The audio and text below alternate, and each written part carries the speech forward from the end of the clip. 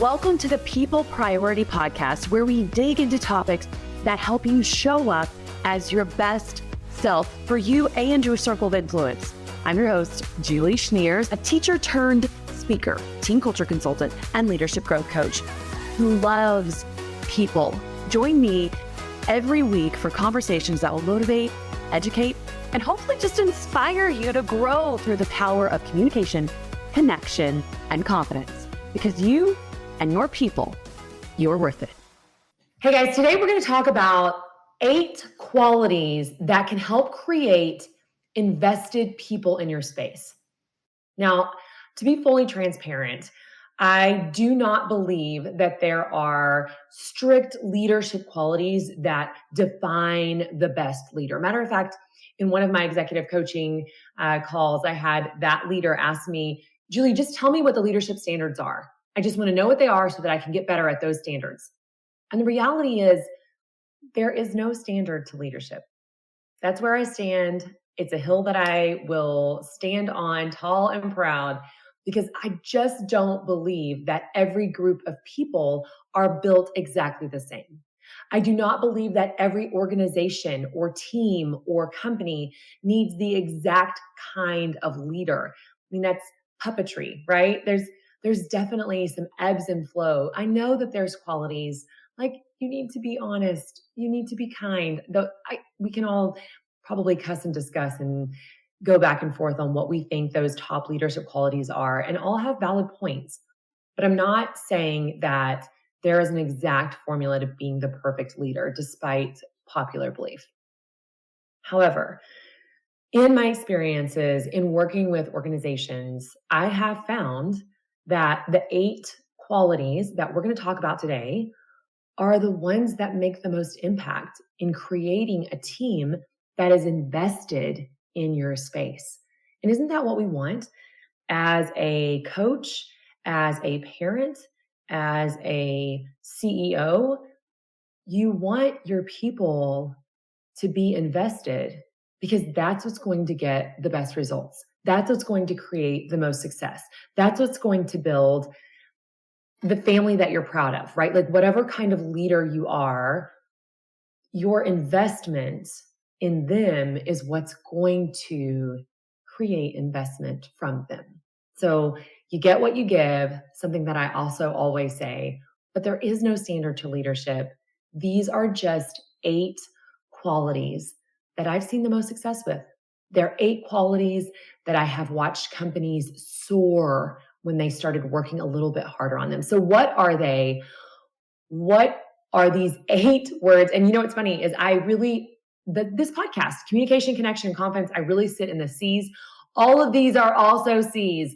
Maybe it's the teacher in me, but I hope that it helps you kind of get rooted in how impactful you can be with just utilizing some of these qualities. Okay, number 1 is clarity. And, we did a previous podcast on clarity. So go back and find that in the episodes if you're interested in that one. But I think the very first thing that every organization needs is clarity. Clarity in what their plan is, clarity on the path to get there. Like, what is that goal? What does success look like?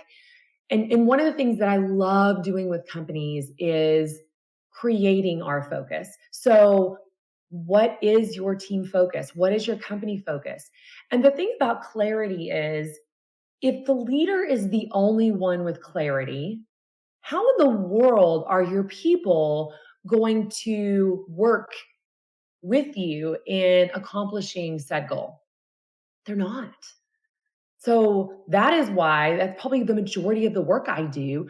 I come in and I help teams build their focus pillars, because people are like, well, I don't really even know what's most important to our company.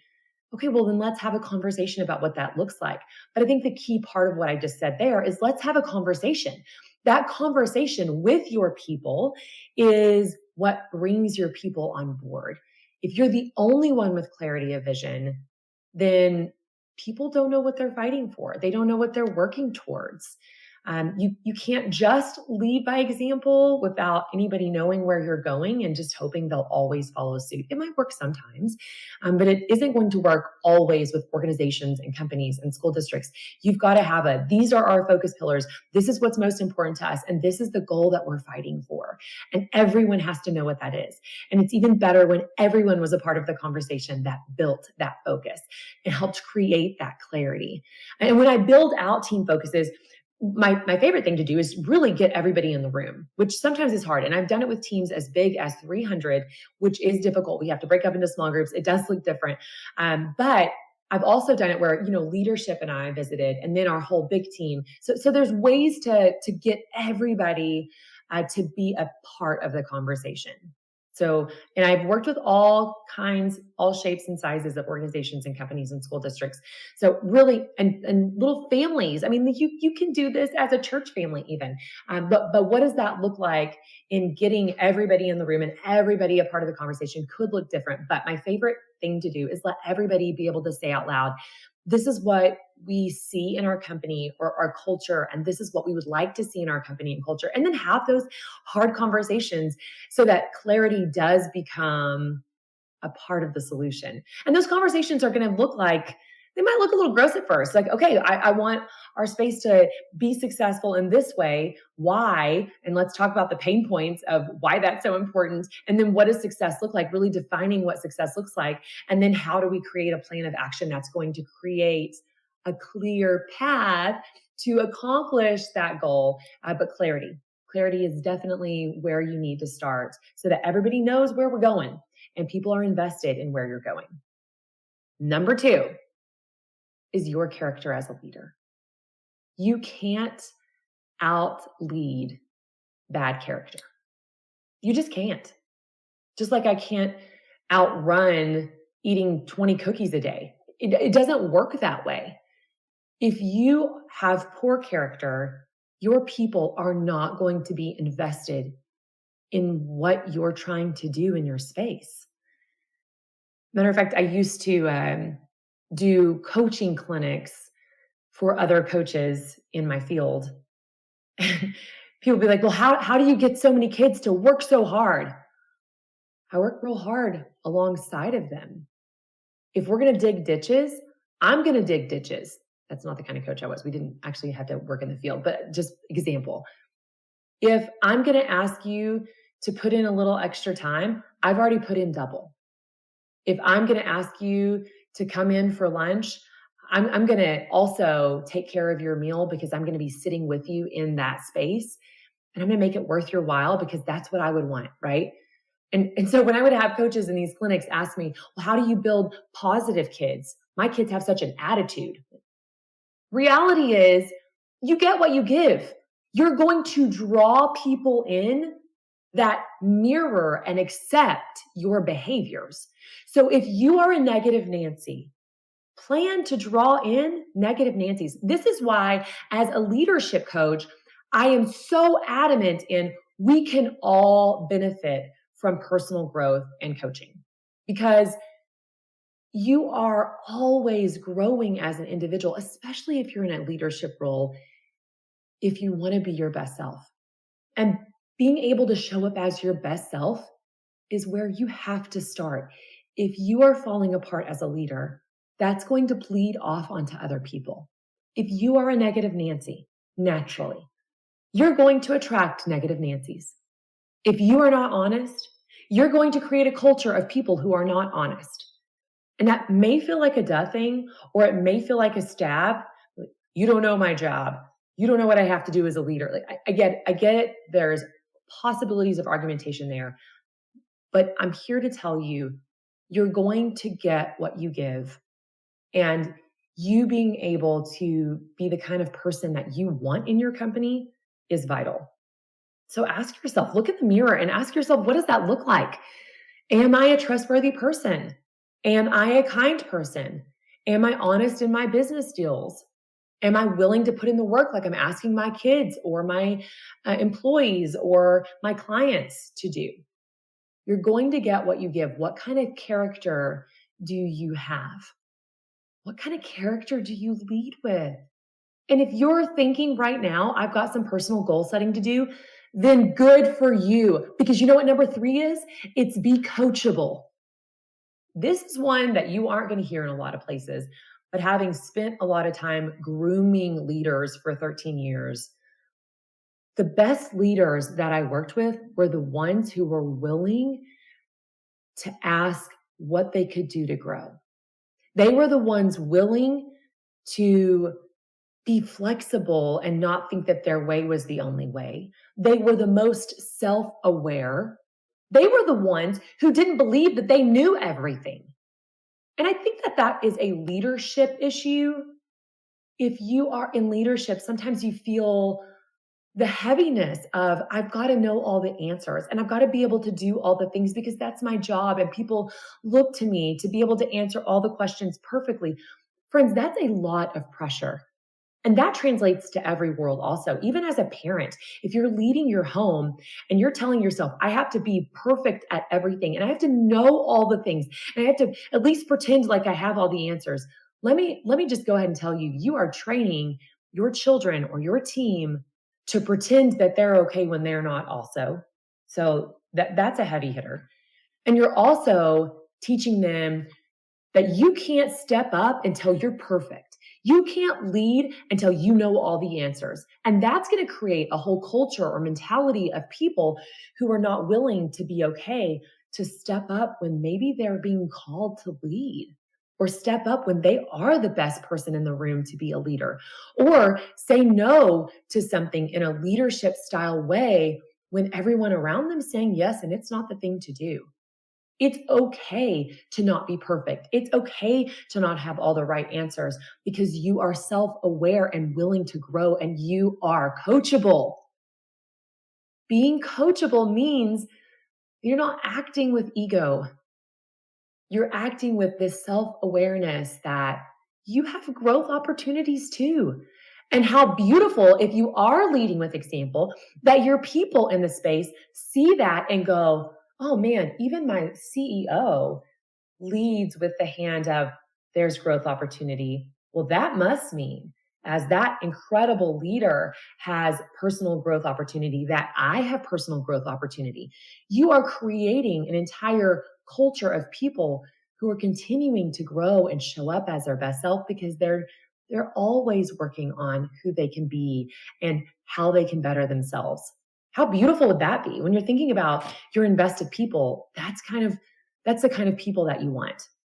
So be coachable, be willing to be self-aware. And you know what that means in the corporate world or even the school district world? You're willing to do a 360 evaluation.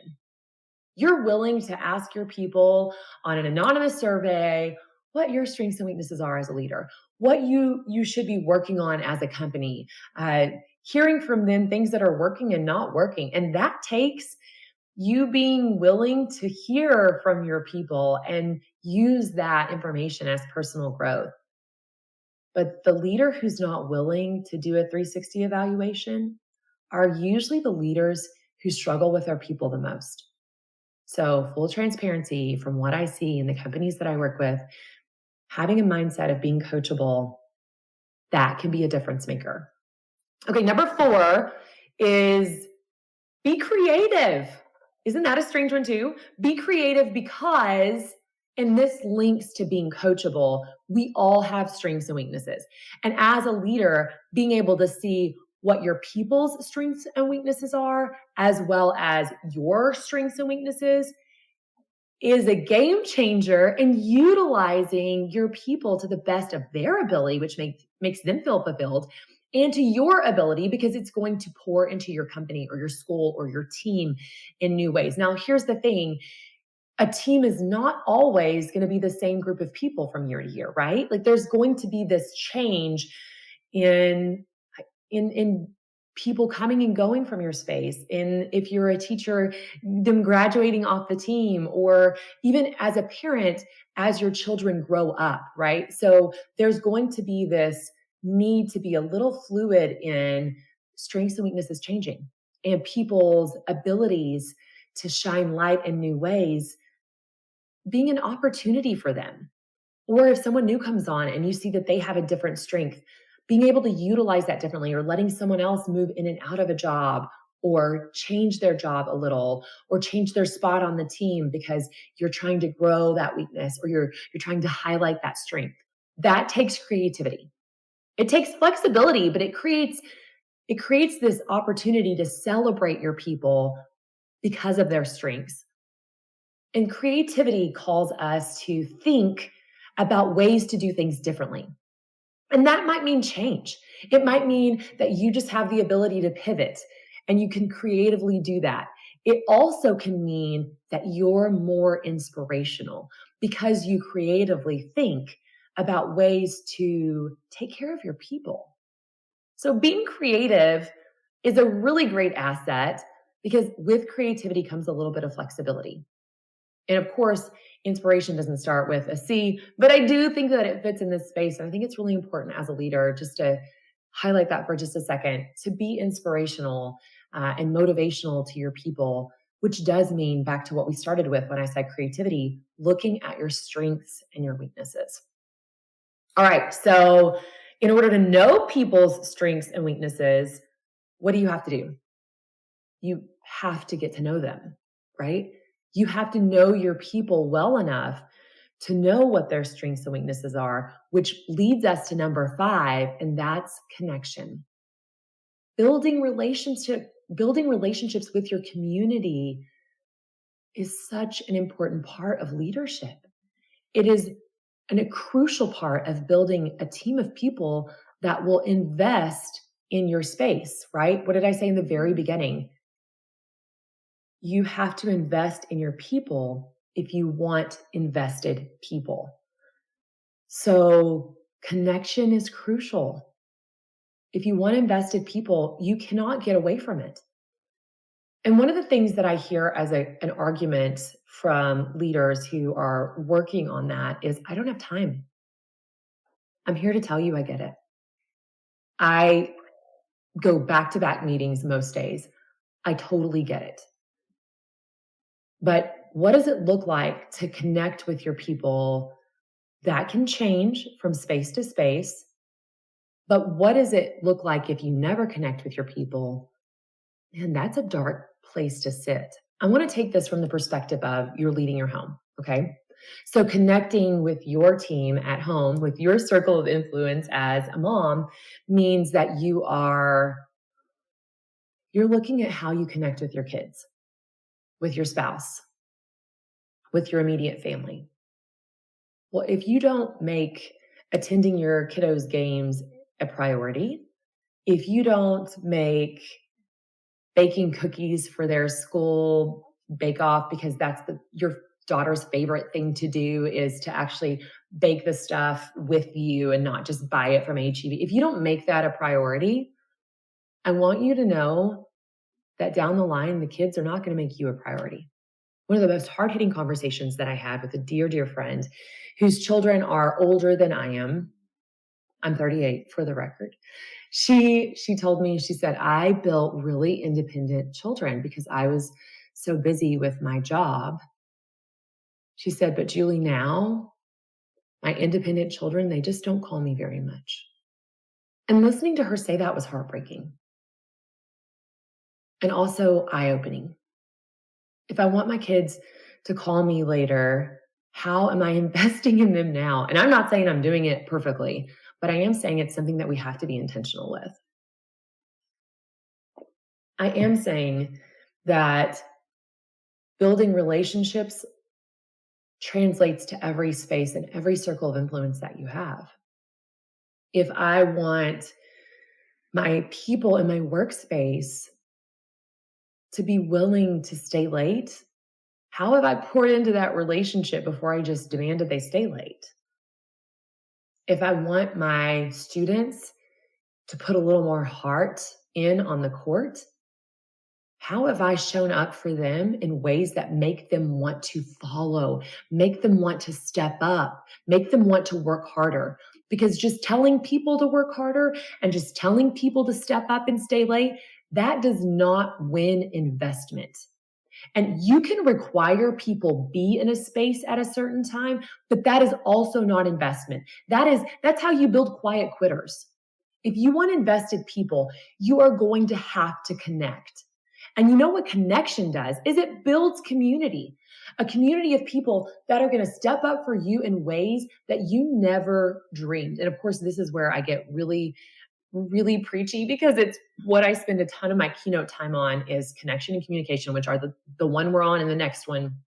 But having relationships, that connection, it is crucial that we make our people, literally the podcast name, we make our people the priority and not our to-do list and not just those goals. Because as an organization, as a team, we are accomplishing goals together, which does mean together is not alone. Leadership is a real lonely place. And let me tell you, you're not a leader if you look back and no one is following you. So what makes your people follow you? That's not just investing in the tasks that we have at hand. That's investing in the community that you're building. So connection is crucial. And with connection, you not only learn those strengths and weaknesses that you can utilize in every space, you also are going to be able to build empathy for the person that you are working with that might need a little more empathy. You're going to learn what kind of relational nutrients, what do they need in order to do their best work?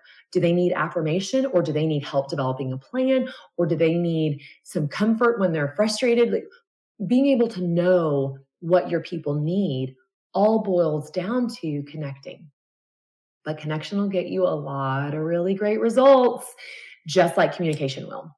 Now, we've talked about it in other podcasts. You can go back and look. But the 3 codes of a message for communication, and I'm not going to deep dive into them, but I am going to share, are verbal, nonverbal, and vocal. Now, those 3 codes are super interesting and cross-apply to every type of communication. Matter of fact, I was doing an interview workshop just the other day, and we were talking about how the 3 codes of a message apply to you walking into an interview even.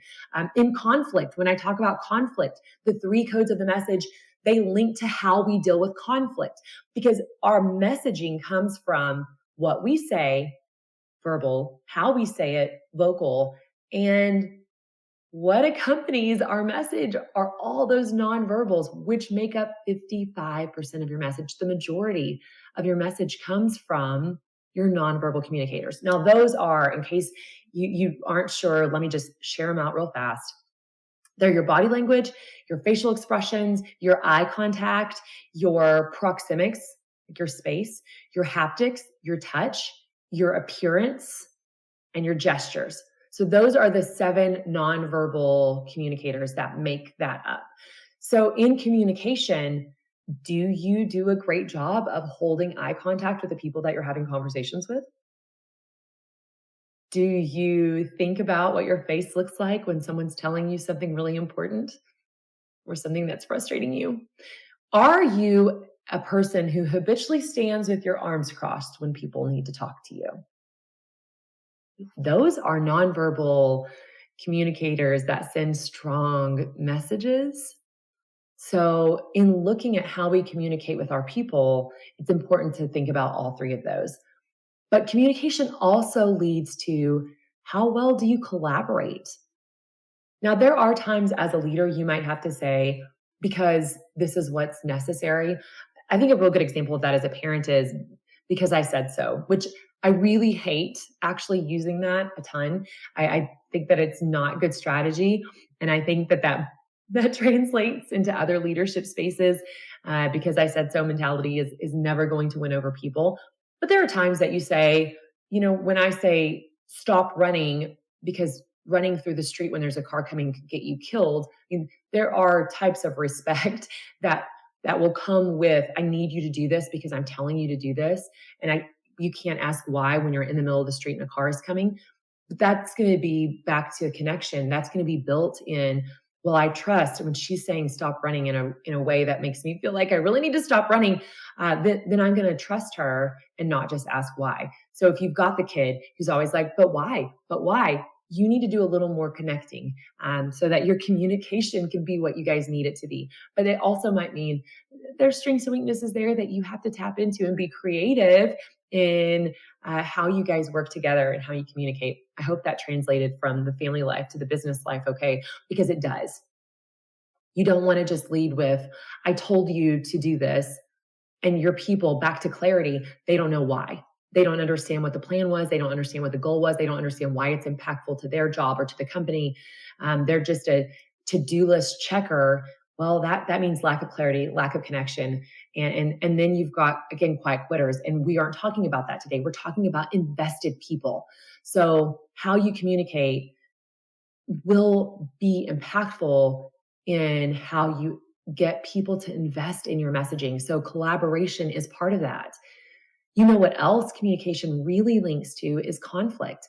And if you are working with human beings, there's going to be conflict. Again, there's another episode about that, so feel free to dig. But conflict is definitely a communication piece that, if you aren't able to navigate well, can keep people from being invested.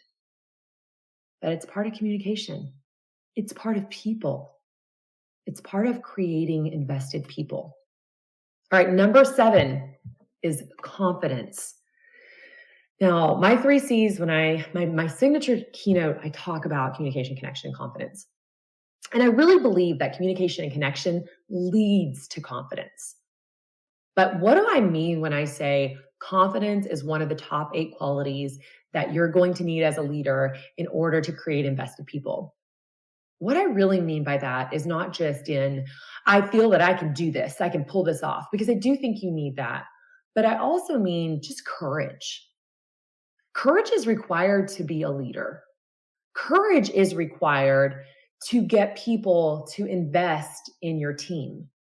Because courage might mean you have to step up in different ways. Courage might mean that you have to accept or navigate uncomfortable change.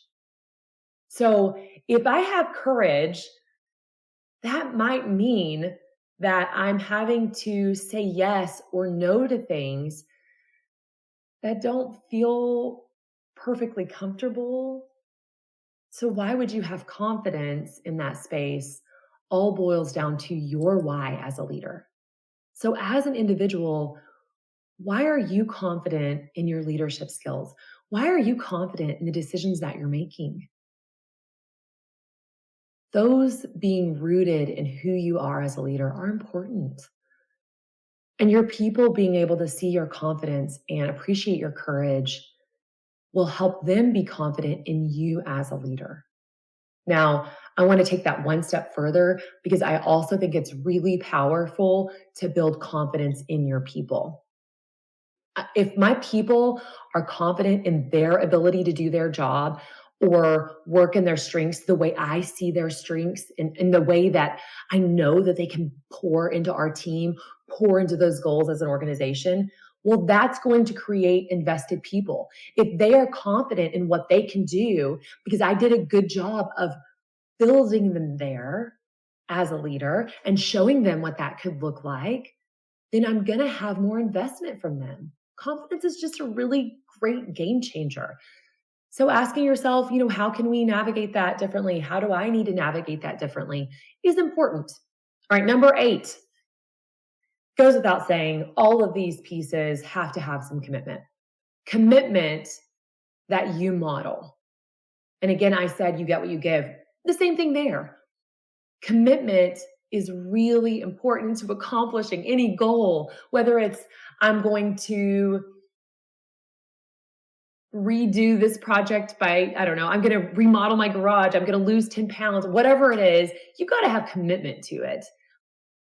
Same thing with accomplishing the goals that you have as an organization, a team, a school, a family. But commitment has to be modeled by you. Now, I'm going to say that, and you may have somebody who just doesn't fit your workspace, and really and truly, they're not going to give you commitment because they don't find passion in what they're doing and they plan on leaving anyway. I mean, there's a lot of reasons that all of these 8 don't make a perfectly invested person. But in order to get your best out of your people, you have to do your best in investing in your people, knowing that you can't control them because, again, they are people.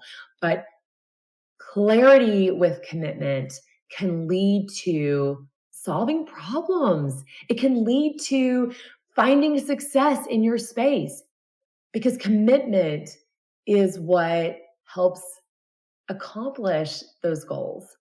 Now, a clarity is going to give you the plan to get there, but commitment is necessary as well. All right, so there they are. There are the top 8 qualities that I think are really impactful in throwing into your leadership, especially if you are wanting invested people. They are clarity, your character, being coachable, be creative, connection, communication, confidence, and commitment. My 3 key takeaways are those 8 big qualities, those 8 target pieces that we have spent a little bit of time digging into. But I also want you to remember key takeaway number 2, that investing in your people is what's going to get you invested people. And then I also want to say, number 3 key takeaway, if you've heard nothing else, nothing worth doing is easy. And I know leadership isn't easy. There's nothing easy about being a good leader, but nothing worth doing is easy. Okay, so the challenge for the week, this week's focus, I challenge you to think about these top 8 and pick one, just one. Pick one of these qualities, and maybe it's the one that you're the weakest at. Let's be real about that. Pick the one that you want to spend some time developing and create a plan to work on that one. If it's overwhelming to hear all 8 of them, pick one. Pick one that you think could be your ticket to success, maybe is your weakest one, maybe is the one that you kind of already started working on a plan before, so now you're just going to follow through. Create a plan for clarity, dedicate, commit to it, right? And figure out ways that you can implement that quality, that goal throughout your week with your people, and see what kind of difference it makes. All right, we're not going to end without a good quote. You know me by now. Here's the quote of the day by Beverly Sills. There are no shortcuts to any place worth going. I hope you have a great week, and I hope you enjoy working on your own leadership skills this week with those 8 qualities. All right, see you next time. Thanks for listening and being my people. I hope you enjoyed this episode. And if you did, hook me up with a 5-star review wherever you're listening right now. And as always, don't forget to subscribe to the People Priority Podcast so you don't miss out on more tips, tricks, and important reminders. All right, I'll see you next week.